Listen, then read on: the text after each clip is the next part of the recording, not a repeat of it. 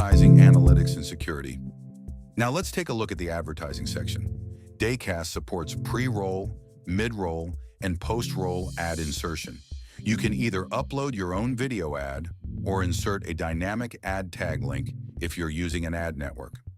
Next, in the Google Analytics section, simply paste your Google tracking ID, the one you'll find in your analytics account. This allows you to sync all your Dacast viewer and performance data with your Google Analytics dashboard for complete visibility and 360-degree reporting. Here, you can also add branded images or text overlays to customize your player appearance if needed. Now let's move on to security. Here you can enable password protection or apply geo-restriction to control where your content is available. For instance, if there are countries where broadcasting is restricted, you can simply blacklist them to block access.